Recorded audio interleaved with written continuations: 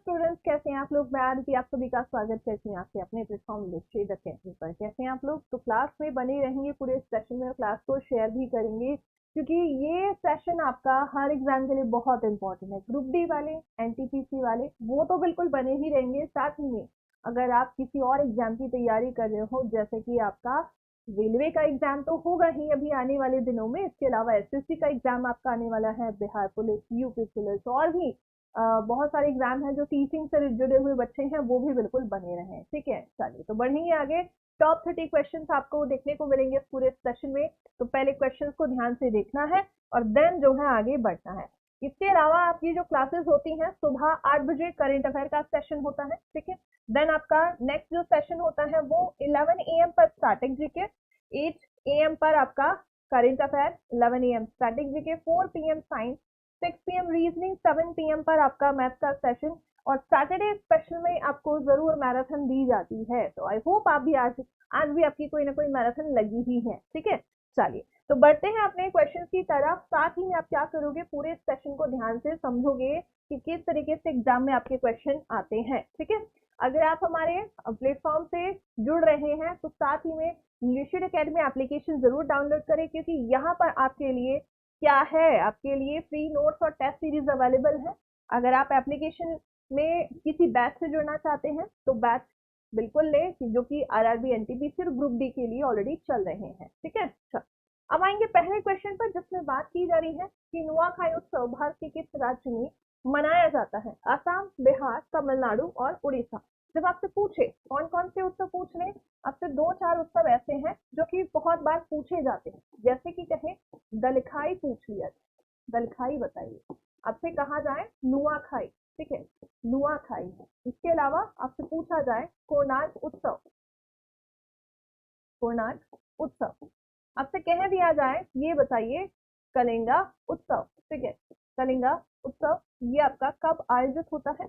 आपसे पूछ ले एक आपका मनाया जाता है कौन सा, राजा परवा, और यहीं पर आपको जो है देखने को मिलेगी कौन सी वाली यात्रा, रथ यात्रा यहाँ पर निकाली जाती है। तो ये कुछ प्रमुख त्योहार हैं जो कि आपके जुड़े हुए हैं किससे, उड़ीसा से। ठीक है, तो आंसर आपके लिए ऑप्शन डी हो जाएगा। ठीक है, अगले क्वेश्चन बनाएंगे। आगे है मांडू उत्सव भारत के किस राज्य से संबंधित है। 2 तरीके से क्वेश्चन ये पूछा जाता है। अगर पूछा जाए मांडो उत्सव, तो मांडो का संबंध किससे होगा, तो मांडो है आपका गोवा का। ठीक है, कहाँ का है, गोवा का है। और यहाँ पर हमारे पास ऑप्शंस में गोवा भी है, ठीक है, कर्नाटका है, बिहार और झारखंड है।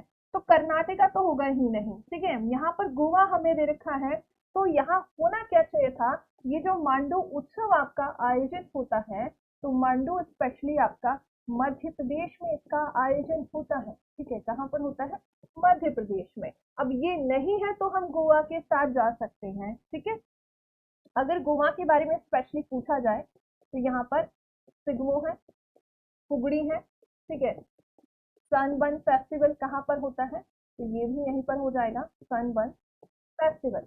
ठीक है, इसके अलावा अगर हम बात करें साओ जो आओ, ठीक है, साओ जो आओ फेस्टिवल ये कहाँ आयोजित होता है, तो ये भी आपका गोवा में ही होता है। ठीक है, अगले क्वेश्चन पर आएंगे और क्लास में पूरे सेशन में बने रहो, क्लास को शेयर भी करते रहना है आपको। चलो अगला क्वेश्चन है नागर या उत्तर भारत मंदिर। मैंने आपको बताया है कि मंदिर स्थापत्य कला की जब हम बात करेंगे तो मंदिर जो है आपके 2 शैलियों में बने हैं, 3 शैलियों में, नॉट 2। एक नागरा शैली है, ठीक है, दूसरी है आपकी ये कहाँ पर है, ये उत्तर भारत में है। ठीक है, उसके बाद दूसरी है आपकी द्रविड़ शैली, ये शैली आपको कहाँ देखने को मिलेगी, ये है आपकी दक्षिण भारत। ठीक है, और उसके बाद कहा गया है कि ये बताओ कि तीसरी शैली कौन सी होती है, तो ये है आपकी बेसर शैली। ठीक है, और बेसर शैली आपको कहाँ देखने को मिलेगी, ये देखने को मिलेगी आपको कौन सा वाला क्षेत्र, जो कि हमारा मध्य भारत। ठीक है, ये दक्षिण भारत और ये वाली आपकी मध्य भारत, जो कि इसका मिश्रण है दोनों शैलियों। अब आगे स्टेटमेंट पढ़ेंगे कि वास्तुकला के बारे में कौन सा स्टेटमेंट सही है, कौन सी बात सही है। कहा गया है कि जो गर्भगृह होता है, गर्भगृह वो वाला स्थान है जहां पर भगवान की प्रतिमा रखी होती है, मूर्ति रखी होती है, वो होता है गर्भगृह। अब देखोगे एक बड़ा सा मंदिर होगा, बाहर से पूरा एकदम चार दीवारी करके बनाया जाता है। ठीक है, फिर मंदिर के अंदर एक और कमरा होता है, उस कमरे में रखी होती है भगवान की मूर्ति स्थापित की जाती है, ठीक है। तो उसी को कहा जाता है गर्भगृह। ये सबसे ऊंची मीनार के नीचे स्थित होता है, एकदम बात सही है। कोई मीनार या टावर नहीं थे, कौन सी वाली शैली में भाई, नागरा, उत्तर भारत में। उत्तर भारत में मंदिर आपको पता है कि भाई क्या है, टावर या शिखर नहीं थे दिया है। मंदिर की विस्तृत चार दीवारी होती है, नहीं होती है, ये दक्षिण भारत में होगी, ठीक है। मंदिर का सबसे ऊपरी हिस्सा यानी कलश नहीं था, बिल्कुल होता है, ठीक है। तो यहाँ जो ऑप्शन ए है, ए क्या हो जाएगा, एकदम सही हो जाएगा, ठीक है। अगर किसी को कोई इश्यू लगे, कोई ऐसा पॉइंट लगे कि मैम ये वाला नहीं है, तो बताना फिर कमेंट बॉक्स में आप लोग मुझे, है ना, बाद में बताना होमवर्क के टाइम पर, ठीक है। चलो अगले क्वेश्चन पर आएंगे। भारत का सबसे लंबा जो राष्ट्रीय राजमार्ग है वो कौन सा हो जाएगा? क्या क्या दिया है? NH44 है, NH102, NH7 और NH22 आपको दे रखा है। तो यहाँ पर हम आंसर किसे करेंगे? ऑप्शन ए को कर देंगे। NH44 है जो कि आपका कहाँ से, श्रीनगर, ठीक है, श्रीनगर जम्मू एंड कश्मीर से शुरू होते हुए कहाँ तक जा रहा है? ये जा रहा है कन्याकुमारी, तमिलनाडु तक जो है ये कनेक्ट करता है भारत को। मतलब सबसे लंबा राजमार्ग इसे ही कहोगे। इसकी लंबाई की बात करें तो 3745 किलोमीटर जो है इसकी लंबाई हो जाती है। तो आंसर आपका यहाँ पर ऑप्शन ए हो जाना चाहिए, ठीक है। अगले क्वेश्चन पर आएंगे। आगे है, इनमें से कौन सा ऐसा त्योहार है जो अरुणाचल प्रदेश में मनाया जाता है? क्या दिया है? पोंगल दिया है, ये तो तमिलनाडु का है, ठीक है। उसके बाद बांग्ला है, तो ये तो मेघालय का हो गया।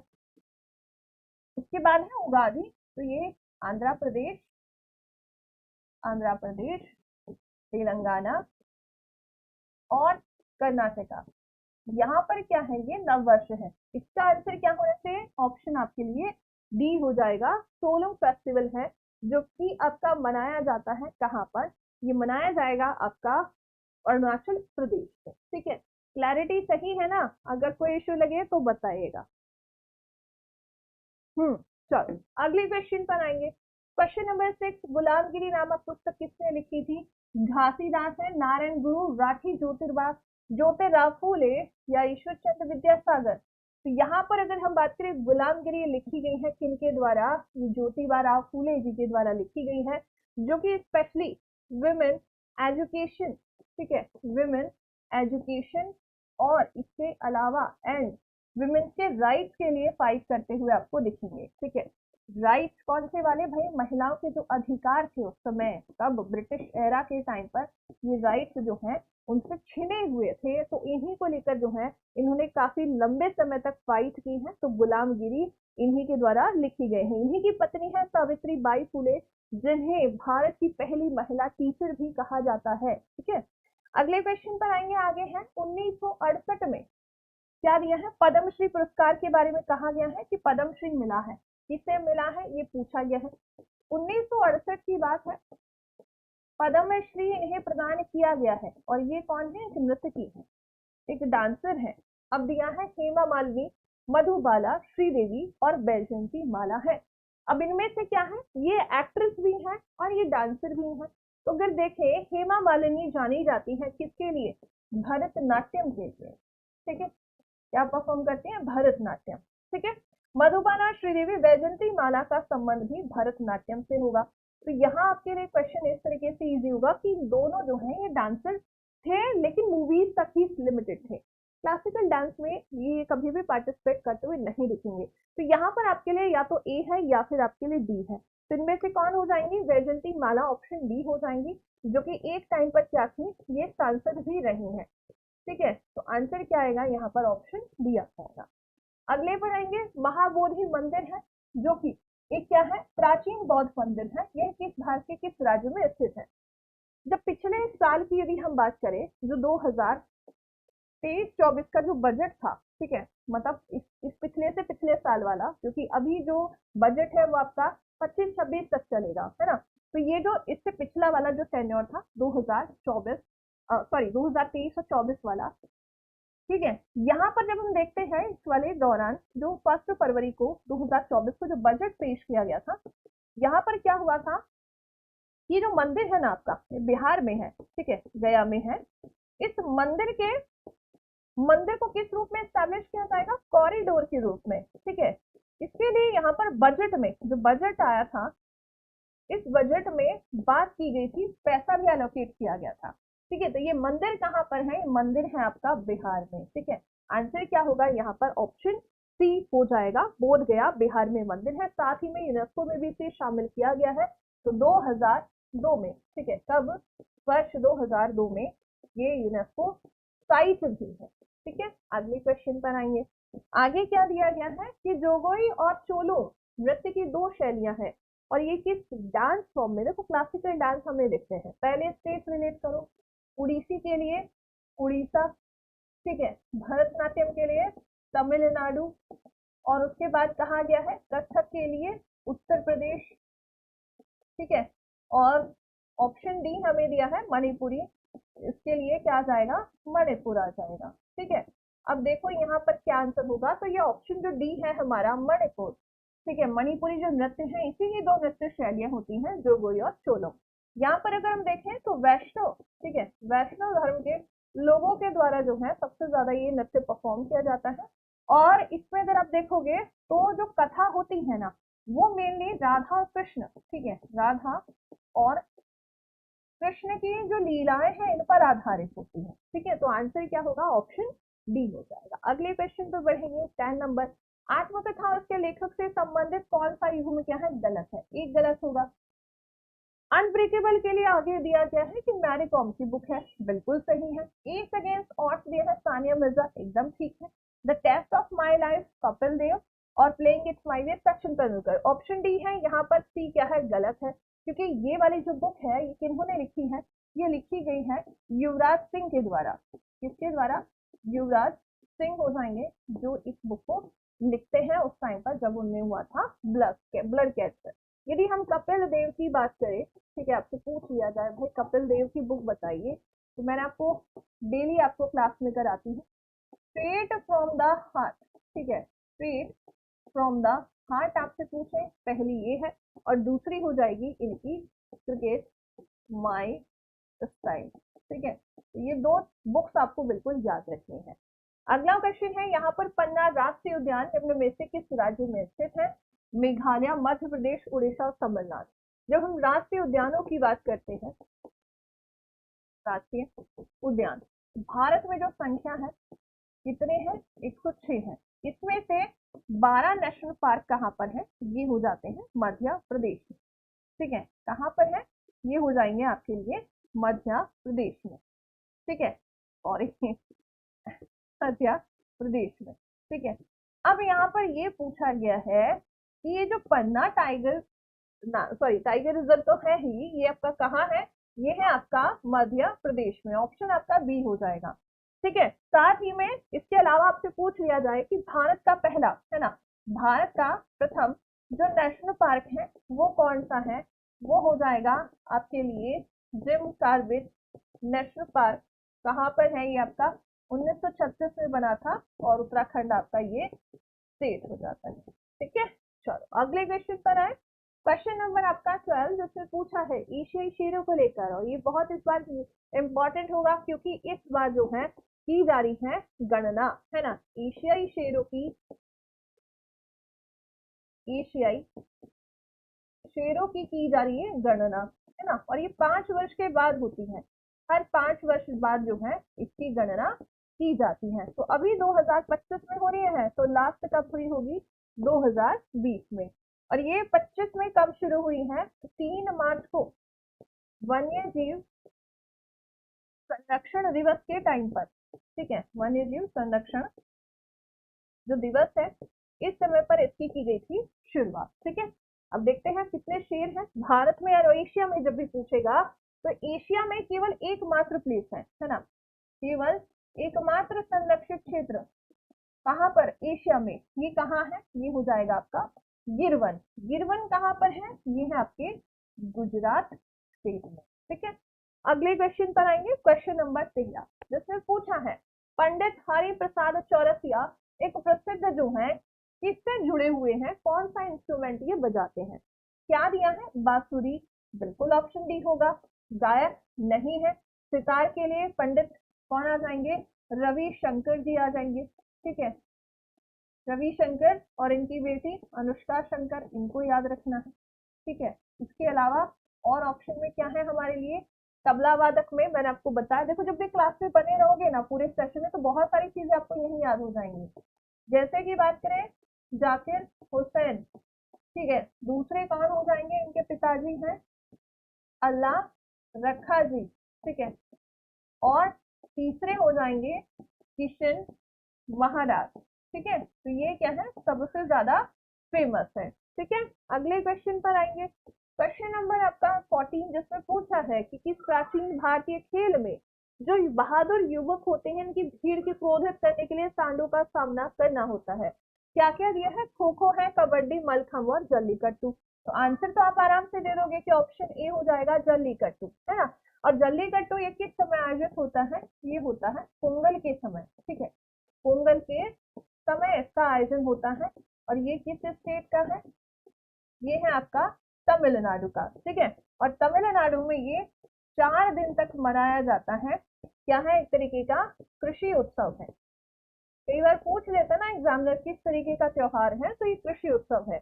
ऐसा ही आपको देखने को मिलेगा कहाँ पर, कर्नाटका में, क्या, कंबाला। ठीक है, और यहाँ पर जो पशु यूज किया जाता है, यहाँ पर क्या है, यहाँ पर सांड होता है, सांड कहो या बैल आप कह सकते हो।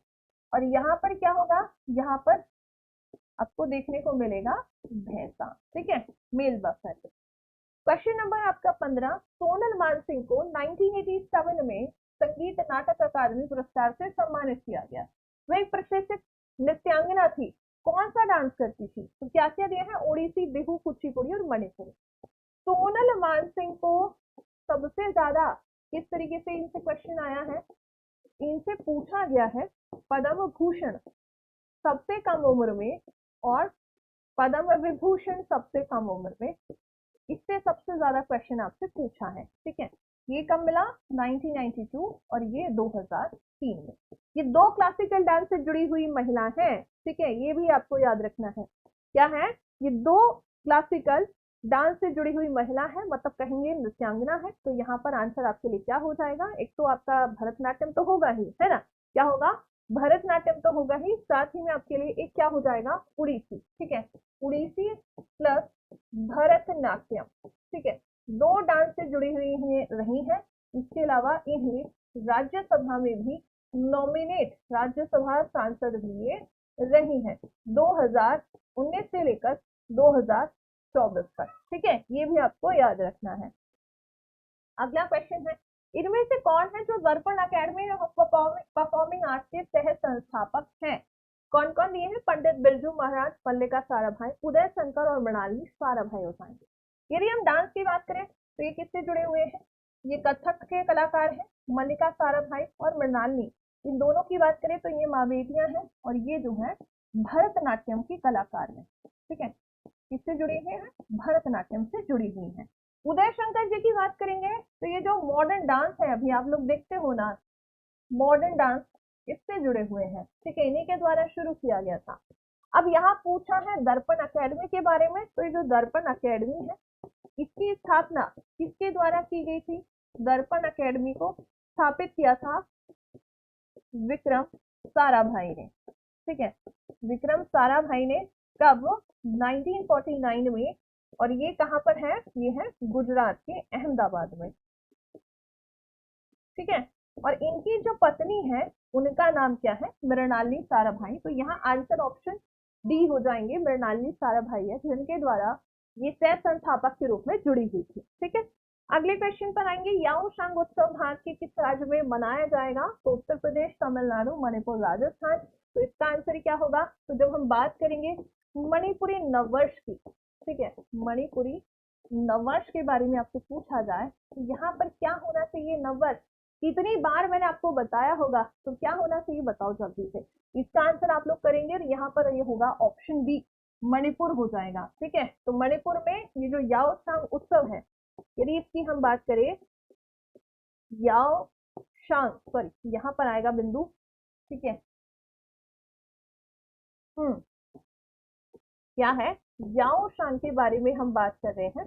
तो ये जो याओ शांग है ये आपका मणिपुर में तो मनाया जाता है, लेकिन ये पूर्णिमा के दिन होली के समय, मतलब जब आपको होली सेलिब्रेट होता है ना फागुन माह में, होली के समय जो है इसे क्या 5 दिन तक जो है 5 दिन तक इसे मनाया जाता है। ठीक है, तो ये नहीं कहोगे भाई यही वाला इस क्वेश्चन का आंसर है, इसका आंसर आप लोग मुझे करोगे। ठीक है, तो मणिपुरी नववर्ष क्या है। अगले क्वेश्चन पर आएंगे, कालबेलिया नृत्य शैली में से किस राज्य से संबंधित है। वेरी वेरी इंपॉर्टेंट क्वेश्चन है, क्योंकि कालबेलिया जो क्लासिकल डांस नहीं है, लोक नृत्य है।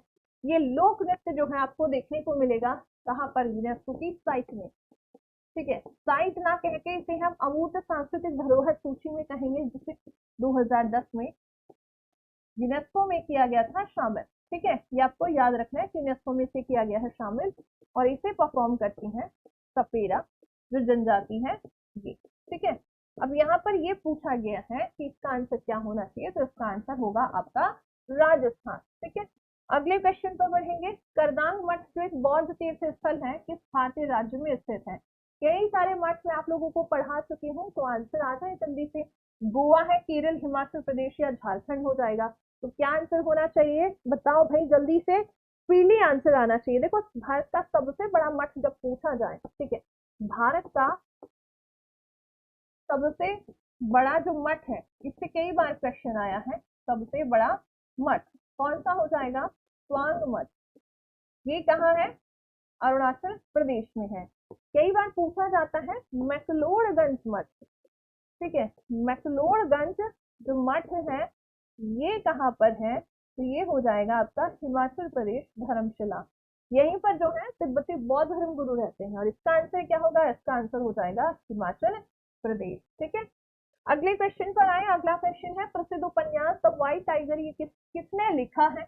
ठीक है, लेखक कौन है इसके, विक्रम सेठ। विक्रम सेठ की कौन सी है, अ सुटेबल बॉय, है ना, कौन सी है, अ सुटेबल बॉय। एक ये है इनकी, और एक बुक है द गोल्डन गेट, कई बार पूछी गई है। द गोल्डन गेट बुक जो है ये किसकी बुक है, तो इसको भी आप याद रखेंगे। ठीक है, उसके बाद यहाँ आंसर क्या आ जाएगा, अरविंद अलीगा। झुम्पा लाहिड़ी की अगर हम बात करें, इनकी कौन सी हो जाएगी, द नेम शेख। ठीक है, कौन सी है, द नेम शेख पूछे तो यार झुम्पा लाहिड़ी। अरुंधति रॉय के लिए मैंने हमेशा आपको कहा है कि कौन सी याद रखनी है, the God of the small thing. ठीक है, the God of small things आपसे पूछ ले। इसके अलावा फासिज्म, ठीक है, fascism, friction, friction and freedom. ठीक है, इसको भी आपको याद रखना है, और यहाँ आंसर हो जाएंगे ऑप्शन सी। क्वेश्चन नंबर 21 पर बढ़ेंगे, और बच्चा लोग क्लास को शेयर करते रहना है, ऐसा नहीं कि बस खुद पढ़े जा रहे हो बाकी फ्रेंड्स को क्लास को शेयर ना करो। ठीक है, तो बहुत जरूरी है ये सेशन आपके उन फ्रेंड्स तक जाना चाहिए जो किसी भी एग्जाम की तैयारी कर रहे हैं। ग्रुप डी का तो वेट कर ही रहे हैं बच्चे, INTPC है, ALP आने वाला है। ठीक है, तो इन सभी एग्जाम में आपको हेल्प करेगा इस सेशन। साथ ही में आप MTS का एग्जाम दोगे, MTS की वैकेंसी आने वाली है। Delhi police very very important, क्योंकि उसमें स्टैटिक जीके सबसे ज्यादा आता है। क्या दिया है, भारत के कौन से ऐसे गायक या गायिका है जिन्हें 2001 में क्या मिला है, भारत रत्न मिला है। तो आंसर क्या हो जाएंगे, ऑप्शन सी हो जाएंगे, लता मंगेशकर जी है। साथ ही में एक यहाँ पर शहनाई की जब हम बात करते हैं, शहनाई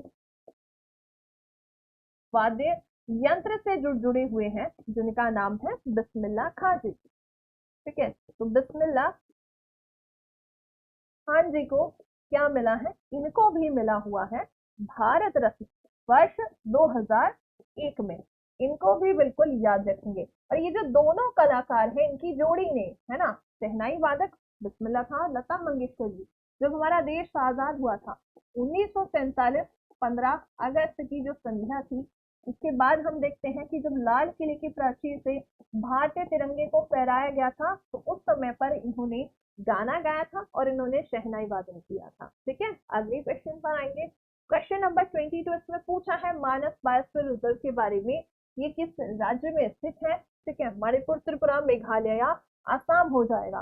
तो अगर हम बात करें मानस की, ठीक है, तो मानस जो है ये आपका हाथियों के लिए संरक्षित है ना, हाथी संरक्षित क्षेत्र है। और ये आपका कहाँ पर है, ये है आपका कहाँ पर, आसाम में हो जाएगा, ऑप्शन डी हो जाएगा। ठीक है, इसके अलावा आसाम में आप क्या देखोगे, एक नेशनल पार्क है, कौन सा वाला, काजीरंगा। ठीक है, काजीरंगा नेशनल पार्क, ये जाना जाता है एक सींग वाले गेंडे के लिए, एक सींग वाला गेंडा इसके लिए प्रसिद्ध है। यहीं पर आप देखोगे नामेरी नेशनल पार्क। ठीक है, इसके अलावा यहीं पर आप देखोगे देहिंग पटकाई। ठीक है, कौन सा है, देहिंग पटकाई नेशनल पार्क, ये यहाँ पर है। इसके अलावा रायमोना नेशनल पार्क। ठीक है, रायमोना नेशनल पार्क ये भी यहीं पर है। यदि मणिपुर की बात करें तो मणिपुर में एक बहुत फेमस नेशनल पार्क है जिसमें हम देखेंगे लोकटक झील। ठीक है, लोकटक एक झील है यहाँ पर, इस झील में एक नेशनल पार्क है जिसका नाम क्या है, केबुल लामजाओ। ठीक है, नाम याद रखिएगा, केबुल लामजाओ नेशनल पार्क, जो कि क्या है, दुनिया का एकमात्र, ठीक है, दुनिया का एकमात्र तैरता नेशनल पार्क है। ठीक है, इस चीज के लिए भी आपको याद रखना, और यहीं पर जो है संगाई हिरन पाया जाता है। क्वेश्चन नंबर 23 पर आएंगे, राष्ट्रीय नृत्य शिरोमणि पुरस्कार 2022 से किसे सम्मानित किया गया है। कौन कौन यहाँ दिए हैं, बिरजू महाराज, शांता धनंजय और अपर्णा सतीशन और अनंता नियोगी अनाम यहाँ दिए गए हैं। तो ये जो पुरस्कार है ये किसे मिला था, तो 1977 में इस पुरस्कार की गई थी शुरुआत। ठीक है, स्थापित कब हुए हैं, तो पुरस्कार जो है, जो कि शिरोमणि पुरस्कार है, इनकी शुरुआत 1977 में की गई है और 2022 के लिए दिया गया था अपर्णा सतीशन। ठीक है, अगले क्वेश्चन पर आएंगे। अगला है यहाँ पर, इनमें से भारत का सबसे बड़ा जो स्तूप है वो कौन सा हो जाएगा। स्तूपा, बौद्ध धर्म में आप देखोगे कि भगवान बुद्ध की मृत्यु के बाद जो उनके अवशेष हैं वो किस में रखे जाते हैं, स्तूपों में रखे जाते हैं। अगर हम कहें सबसे अगर फेमस जो है वो कौन सा हो जाएगा, सारनाथ स्तूप है। ठीक है, जो कहाँ पर है, ये रायसेन डिस्ट्रिक्ट में है, रायसेन जिला। ठीक है, ये आपको याद रखना है, और इसे बनवाया था 3rd सेंचुरी में, इसके द्वारा 3rd सेंचुरी में बनवाया गया था अशोक के द्वारा, है ना। उन्होंने भी जीवन के अंतिम समय में बौद्ध धर्म को ग्रहण कर लिया था। यहाँ पर आंसर क्या होना चाहिए, तो सबसे बड़ा जो है वो है केसरिया स्तूप। ठीक है, आंसर क्या होगा यहाँ पर, ऑप्शन सी हो जाएगा। और बच्चा लोग इसको ध्यान से समझना है, पढ़ना है आपको। ठीक है, ऐसे नहीं भाई यूं ही पढ़ के जो है, मतलब सिर्फ एक बार पढ़ के और निकल गए। ठीक है, वो काम कोई नहीं करेगा। ठीक है, चलो अगले क्वेश्चन पर आएंगे। अगला है यहाँ पर, अली अकबर खां का संबंध किस वाद्य यंत्र से है। बहुत ही फेमस है भाई, इनके बारे में कितनी बार मैंने आपको बताया है, बताओ। सारंगी है या फिर वीणा है, मंजीरा या सरोद हो जाएगा। तो बात किनकी की जा रही है, बताओ भाई किस से जुड़े हुए हैं, तो ये है सरोद वादक। ठीक है, क्या है ये हो जाते हैं सरोद वादक। नाम हो रही है अली अकबर खान जी की। ठीक है, एक और व्यक्ति है जिनके बारे में मैंने आप लोगों को बताया हुआ है, याद करो कौन हो जाएंगे। अली अकबर खान के अलावा किसी और के बारे में भी बताया है। इनका जो घराना है वो है मेहर घराना। ठीक है, क्योंकि देखो घराने आपको किसमें, नृत्य में तो देखने को मिलेंगे, कौन सा नृत्य, कथक, लेकिन यहाँ पर संगीत में भी आपको कई सारे घराने देखने को मिलेंगे। तो मेहर घराने से इनका संबंध है, सरोद वादक हो जाएंगे। तो ऑप्शन ए हो जाते हैं यहाँ पर आपके लिए अली अकबर खान। अगले क्वेश्चन पर आएंगे, इनमें से कौन है जिन्हें उड़ीसा का पहला उड़ीसी नर्तक या नृत्यांगना है जिन्हें वर्ष 2000 में पद्म विभूषण से सम्मानित किया गया है। मतलब पहली बार जो है ये पुरस्कार उड़ीसी नृत्य के लिए दिया गया था। रुक्मणी देवी अरुणदेव, तो ये तो भरतनाट्यम के लिए जानी जाएंगी, लेकिन ये डांस भी करती थी, उड़ीसी भी ये करती थी। ठीक है, तो ये तो होंगी नहीं। केलुचरण महापात्रा ऑप्शन बी हो जाएंगे, क्योंकि जब हम उड़ीसी की बात करते हैं तो ये उड़ीसा का क्या है, क्लासिकल डांस, और सबसे ज्यादा जो कंट्रीब्यूशन रहा है इन्हीं गुरुजी का रहा है। ठीक है, अगले क्वेश्चन पर आएंगे। क्वेश्चन नंबर आपका 27, जिसमें क्या पूछा है, इसमें पूछा है ऐसा कौन सा देश है जो कि शार्क का मेंबर नहीं है। नेपाल है, मालदीव है, चाइना और अफगानिस्तान। तो पहले तो ये बताओ भाई शार्क एग्जैक्टली, अरे भाई क्या हुआ, शार्क एग्जैक्टली है क्या, है ना। पहले तो कोई मुझे ये बता दे, तो ये क्या है। अगर हम साउथ की बात करें तो साउथ एशियन, है ना, इसका फुल फॉर्म क्या हो जाएगा, वो आपके लिए बहुत जरूरी है। South Asian association for regional cooperation, ठीक है, क्या हो जाएगा, साउथ एशियन एसोसिएशन फॉर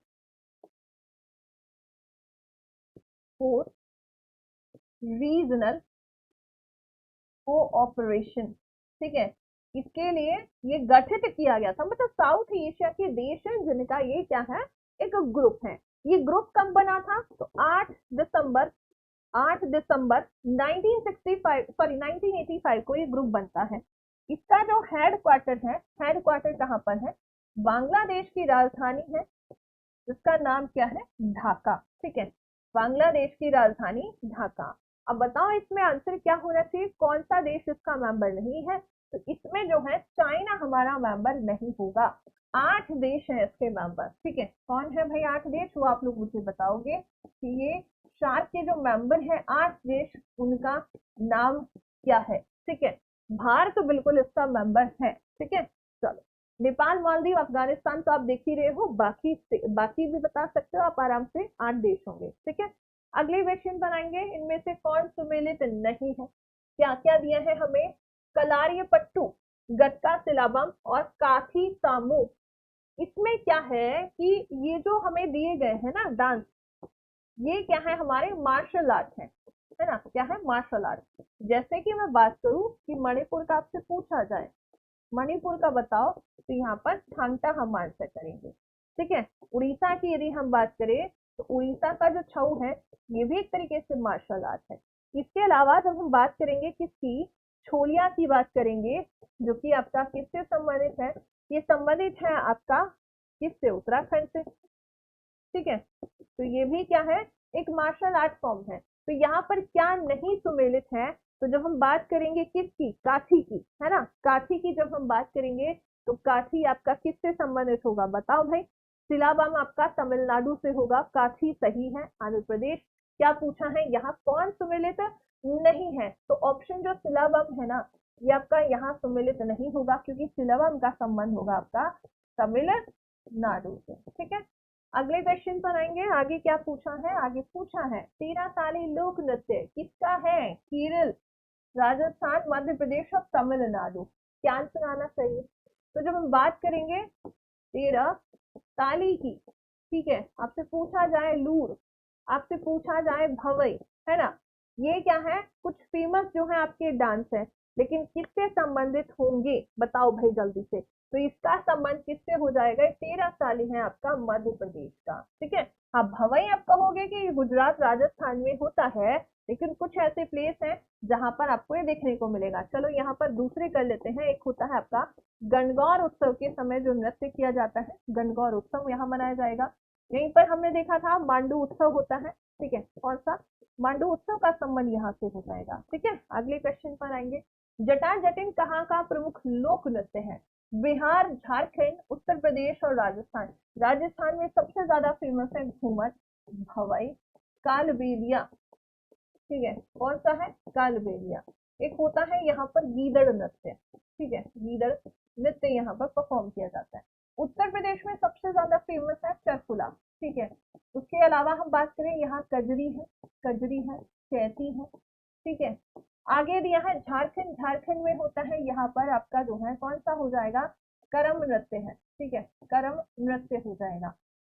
उसके बाद ऑप्शन ए होना चाहिए हमारा बिहार, क्योंकि बिहार से संबंधित है जटा जटिन, यहीं पर ही विदेशिया भी होगा, ठीक है, क्या होता है, विदेशिया का संबंध भी यहीं से हो जाएगा। और यहीं पर जो है आपका और कौन सा होता है, बताओ फिर बिहार में और कौन सा नृत्य हो जाएगा। एक होता है आपका जिसमें आप देखोगे कि जब पुरुष लोग जो हैं बिहार छोड़कर दूसरे स्टेट में काम करने जाते हैं, तो महिलाएं क्या करती हैं, उनकी याद में क्या है, विरह में तड़पते हुए एक जो है गीत भी गाती हैं, नृत्य भी करती हैं। उसका आंसर आप लोग मुझे बताओगे, क्योंकि इससे भी मैंने क्वेश्चन आपका कराया है, ठीक है। और अभी हाल ही में बिहार में मनाई गई है, क्या है, चैती छठ पूजा, है ना, कौन सी, चैती छठ पूजा का किया गया था आयोजन, जो कि कब आती है, चैत्र मास, ठीक है, चैत्र मास से शुरू हुई है, अभी ये 4 दिन तक चलेगी, है ना। चैत्र मास की जो षष्ठी होती है, ठीक है, छठा जो दिन होता है, 6th डे से शुरुआत इसकी होती है, और ये 4 दिन तक जो है आपकी छठ पूजा का आयोजन होता है। आपको पता है क्योंकि बिहार में छठ पूजा कब होगी, दीपावली के बाद, और एक छठ पूजा अभी जो है यहाँ पर आयोजित हो रही है ना। तो ये चीजें आपको याद रखनी है। तो ये था आपका टॉप 30 स्टैटिक जीके का सेशन, जो कि आपके हर एग्जाम में आपको हेल्प करेगा। इसका जो पीडीएफ मिलेगा सॉल्यूशन के साथ, वो आपको कमेंट बॉक्स में पिन कर दिया गया है, उसको जरूर देखें। और इसको डाउनलोड करके फोन का स्टोरेज नहीं बढ़ाना है, इसको रिवाइज करना है, क्योंकि एग्जाम में आपके आने वाले हैं क्वेश्चन, ठीक है। तो इन क्वेश्चन को बार बार पढ़ो, रिवाइज करो। और देखो, मैंने आपको कहा है कि जब तक आप बार बार रिवाइज नहीं करोगे, चीजें आपकी क्लियर नहीं होंगी।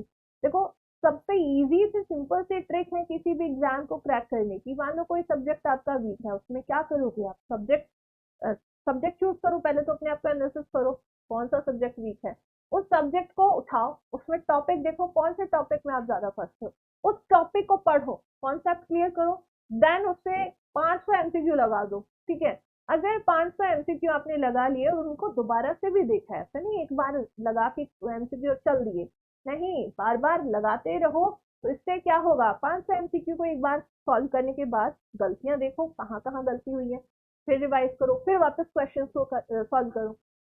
इससे क्या होगा कि आपका टॉपिक क्लियर हो जाएगा अच्छे से, उससे बाहर कोई क्वेश्चन बन ही नहीं सकता है। 500 क्वेश्चन का मतलब समझते हो आप लोग, तो 500 क्वेश्चन आप लगा लेते हो, ऐसा नहीं है कि नहीं लगाते हो। हाँ, ये जो एक आंकड़ा मैंने बोला है, तो उससे लगा होगा, अरे मैम इतने क्वेश्चन क्यों, तो ये क्वेश्चन आप लगाते हो जब बार बार आप मिक्स क्वेश्चन करते हो, है ना। तो बिल्कुल आराम से ऐसे इस तरीके से हर सब्जेक्ट को प्रिपेयर करो, कोई सिलेक्शन आपका रोक ही नहीं सकता है, ठीक है। चलिए, तो मिलेंगे नेक्स्ट सेशन में, और आपकी जो नेक्स्ट क्लास होगी वो आपको शेड्यूल कर दी गई है। अब देख लीजिए कि कौन सी मैराथन आपकी लगी हुई है, ठीक है। चलिए, मैं मिलूंगी आपसे नेक्स्ट सेशन करेंट अफेयर में। जय हिंद, जय भारत।